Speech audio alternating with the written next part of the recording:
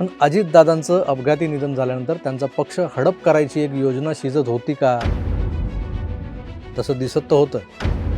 त्या योजनेला काटछळ म्हणून तातडीनं सुनेत्रा वहिनींना राष्ट्रीय अध्यक्ष नेमून उपमुख्यमंत्री पदाची शपथ घ्यायला लावणं हा एक महत्त्वाचा निर्णय असू शकतो. पण लोकसभेच्या निवडणुकीत आपल्या लेकीसमोर उभ्या राहिलेल्या चुलत सुनेला, ती शेवटी बाहेरून आलेली आहे, घरची नाही, परकीच आहे, असे शेलके शब्द वापरणाऱ्या शरद पवार आणि सुप्रियाताईंनी राजकारणात मोठं होऊन दिलं असतं का?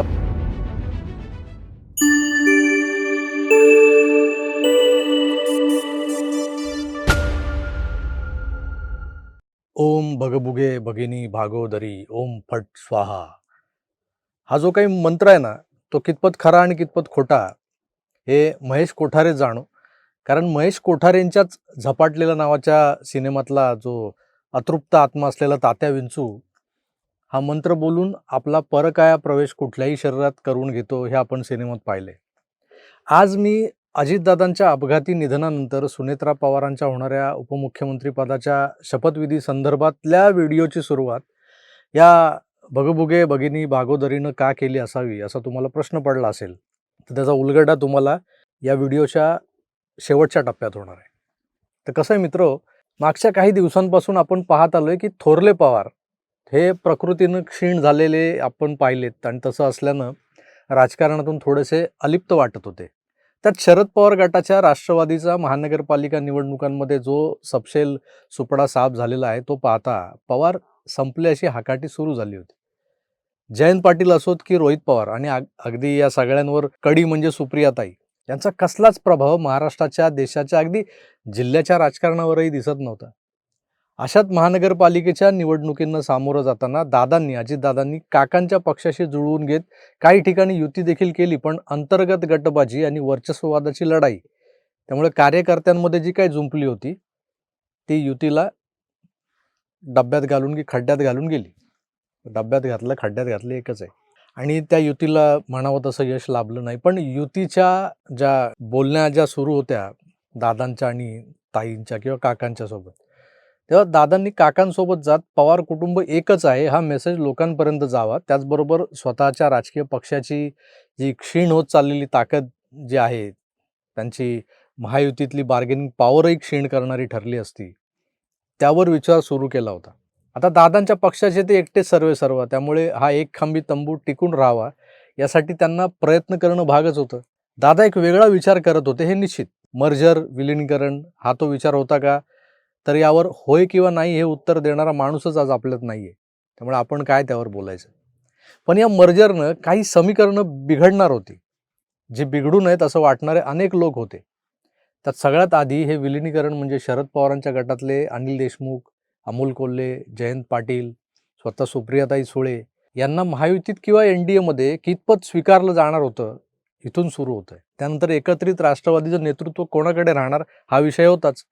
सुप्रिया किंवा शरद पवार यांच्यासोबत भारतीय जनता पक्ष कुठलंही डील करण्याच्या मनस्थितीत नाहीये. त्यात दादांच्या गटातले पटेल, तटकरे हे मनानं आधीच भाजपसोबत गेलेले नेते या मर्जरने कमकुवत होणार हे निश्चित होतं. दादांना हे मर्जर हवं होतं का? तर मला वाटतं निवडणुकीची यंत्रणा राबवताना भाजपची मदत घेऊन जागा जिंकणं म्हणजे भविष्यात भाजपची कायमस्वरूपी गुलामी करणं हे ठरलेलं होतं.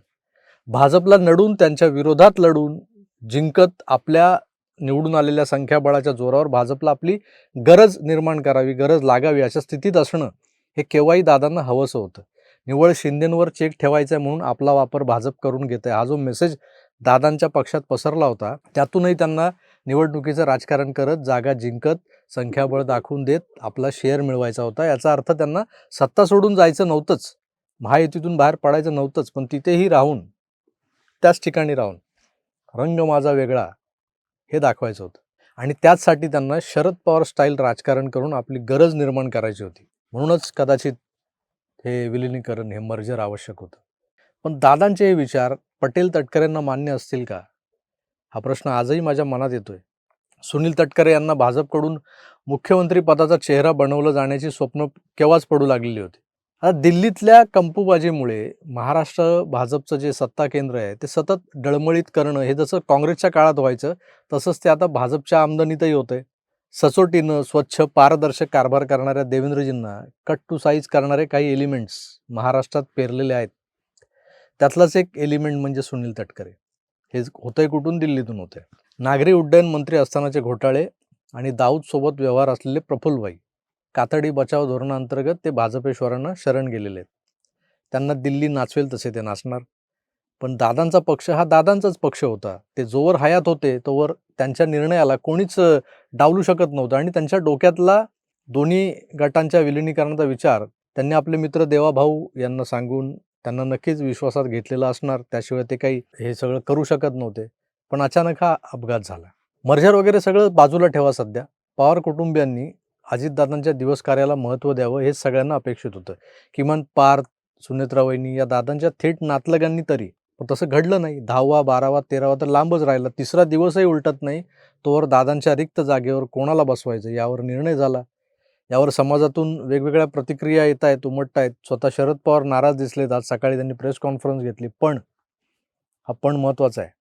दादांच्या माघारी नेतृत्वहीन एनसीपी अजित पवार गट हा विखुरला जाण्याच्या शक्यता लक्षात घेत हा निर्णय दादांचा राजकीय सल्लागार नरेश अरोरा, ज्याचा उल्लेख मी मागच्या एका व्हिडिओत केला होता, तो नरेश अरोरा, पार्थ पवार, सुनेत्रा वहिनी या तिघांनीच घेतलाय. तो 100% देवेंद्रजींच्या सहमतीनं झालेला आहे. वरवर कोणीच काहीच माहिती नाही आहे आम्हाला असं कालपर्यंत दाखवत होतं. पण दादांच्या अंत्यसंस्काराच्या दिवशी तो सगळा विधी एखाद्या इव्हेंटसारखा हायजॅक करून समारंभात पदर खोचून मिरवणाऱ्या यजमानींसारखं, खरं तर हा खोचलेला पदर कित्येकदा ढळत होता. यावर लोकांनी टीका केलेली आहे. तर लोकांना काय झालं, ते काही पाहत असतात. असो, तर पदर खोचलेल्या सुप्रियाताईंबद्दल अनेकांनी आपापली मतं व्यक्त केलेली आहेत. घरातल्या कर्त्या पुरुषाच्या जाण्यानं एका बाजूला खचलेले आधारवड दाखवले जात होते स्क्रीनवर. आणि असं असताना रोहित, पार्थ, जय, युगेंद्र हे तरणे-ताठे पवार कुटुंबाचे जे भविष्यातले आधार जेन-झी या सगळ्यांना बाजूला सारून दादांच्या अंत्यविधीची जबाबदारी सुप्रियाताईंनी हातात घेतली आणि प्रत्येक फ्रेममध्ये त्या सुनेत्रा वहिनींना हाताला धरून इकडून तिकडे फिरवत होत्या. त्यावरून हेच दिसत होतं, आता फक्त मीच आहे. हा फक्त मीच आहे वाला मेसेज ताईंना कोणाला द्यायचा होता? दादांच्या पक्षातले जे न्यूट्रल आमदार आहेत, जे नगरसेवक पदाधिकारी आहेत, जे दादांच्या जाण्यानं पोरके झाल्याची भावना मनात घेऊन तिथं त्या मैदानात सुन्न होऊन बसले होते, त्या सगळ्या घटकांना प्रभावित करण्याचा हा प्रयत्न होता. पटेल, तटकरे, मुंडे, भुजबळ ही चौकडी चकित होऊन हे सगळं पाहत होती. कारण दादांचा पुतण्या रोहित कुठे बसला तर कुठेतरी लांब बॅरिकेड्सवर डोकं टेकून बसलाय. पार्थ, जय हे बावचळलेले वाटत होते. युगेंद्र तर गिनतीतच नव्हता. पण सुप्रियाताई मात्र कोणीतरी कानमंत्र दिल्यासारखा अख्खा अंत्यविधी गुंडाळून घेत निघाल्या होत्या. हा कानमंत्र भगबुगे भगिनी भागोदरी ओम फट स्वाहा सुद्धा असू शकतो. क्षीण झालेल्या शरद पवारांनी आपलं शातीर दिमाग सतत केंद्रस्थानी राहत चर्चेत राहण्याचं आणि सत्तेला आपल्याकडे वळवण्याचं जे कसब आत्मसात केलं होतं, ते या भगबुगेवाल्या मंत्रांनी ताईंच्या आतमध्ये परकाया प्रवेश तर केला नव्हता ना. कारण तशी स्थिती परवा बारामतीच्या विद्याप्रतिष्ठानच्या प्रांगणात दिसत होती मला. भाऊ गेल्याचं दुःख चेहऱ्यावर किती होतं हे तुमचं तुम्हीच तपासा. मी त्यावर टिप्पणी करणार नाही. पण अधूनमधून पाहुण्यांसोबत हास्य विनोद करणारे हे जे काही महाभाग होते, कोण होते हे तुम्ही पाहिलंच असेल. घरातलं कोणीतरी गेलंय, त्याचा अंत्यविधी सुरू आहे, त्या ठिकाणी शिळोप्याच्या गप्पा, हास्य विनोद होतात का हो? त्यामुळे एकंदर परिस्थितीचा अंदाज आलेल्या सुनेत्राताईंनी, नरेश अरोरांनी पटेल, तटकरे, भुजबळ यांना लागलीच तिथून कामाला लावलं आणि ते वर्षावर देवेंद्रजींना भेटले देखील. एनसीपी दुसऱ्या तिसऱ्या कुणी हायजॅक करण्याच्या आधीच आपला पक्ष इंटॅक्ट ठेवत आपले आमदार दादांच्या आठवणींशी बांधून राहतील याची काळजी घेत हा कालचा निर्णय घेतला गेला आहे. मर्जरसाठी दादा आग्रही होते. त्यांच्या 14 बैठकी झाल्या होत्या यांच्याबरोबर, असं शरद पवारांच्या लोकांकडून सांगितलं जातं. आणि ते कोण एन्डॉर्स करतंय तर आपली चाय बिस्कुटी मीडिया आहे. पण या बैठकी सगळ्या एकट्या दादांनीच का केल्या होत्या? एक व्हिडिओ समोर आलाय ज्यात शरद पवार गटाचे सगळे नेते जयंत पाटील, रोहित पवार, शशिकांत शिंदे, अमोल कोल्हे इतकंच काय तर ते कुठे गायब झाले होते ते राजेश टोपे देखील ज्या बैठकीत पवारांसोबत दिसत आहेत, त्यात दादांच्या गटाकडून फक्त दादा एकटेच कसे? असो, हे सगळे संशोधनाचे विषय आहेत. जसजसा वेळ जाईल तसतसे हे विषय आणि त्यातला गुंता उलगडत जाईलच. पण अजितदादांचं अपघाती निधन झाल्यानंतर त्यांचा पक्ष हडप करायची एक योजना शिजत होती का? तसं दिसत तर होतं. त्या योजनेला काटछळ म्हणून तातडीनं सुनेत्रा वहिनींना राष्ट्रीय अध्यक्ष नेमून उपमुख्यमंत्री पदाची शपथ घ्यायला लावणं हा एक महत्त्वाचा निर्णय असू शकतो. पण लोकसभेच्या निवडणुकीत आपल्या लेकीसमोर उभ्या राहिलेल्या चुलत सुनेला, ती शेवटी बाहेरून आलेली आहे, घरची नाही, परकीच आहे, असे शेलके शब्द वापरणाऱ्या शरद पवार आणि सुप्रियाताईंनी राजकारणात मोठं होऊन दिलं असतं का, उद्या जर ते त्यांच्यासोबत राहिले असते तर? लोकांना दाखवायला धरलेला हात हा जेव्हा राजकारण करायची वेळ येईल तेव्हा तितक्याच घट्टपणे धरून ठेवला, पकडून ठेवला जाणार होता का? नाही मित्र. भगबुगे भगिनी बागोदरीचा संचार झालेल्या एका महत्त्वाकांक्षी राजकारणी स्त्रीकडून दादांचा पक्ष हायजॅक केला जाण्याच्या शक्यता जास्त होत्या आणि त्याचं प्रतिबिंब अंत्यविधीच्या दिवशी ताईंच्या प्रत्येक हालचालीवर पडत होतं. त्यात दिसत होतं. एरवी दादांसमोर नमतं घेणाऱ्या ताईंमधला तो जोश अचानक कुठून आला होता? तर संपलेत असं वरवर वाटणाऱ्या पवारांकडूनच आला होता. तो झपाटलेला सिनेमा आणि त्यातलं ते काल्पनिक पात्र तात्या विंचू, त्या कुबड्या खवीस नावाच्या मांत्रिकाचा तो मंत्र, ओम भगबुगे भगिनी बागोदरी, हे सगळं तुमच्या मनोरंजनासाठी होतं बरं का, काही सिरियस घेऊ नका.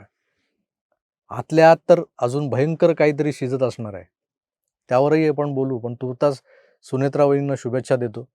इथेच थांबतो. पुन्हा भेटू. सर, आपली काळजी घ्या आणि पाहत राहा आपलं आवडतं यूट्यूब चॅनल आकार DG9. धन्यवाद. नमस्कार.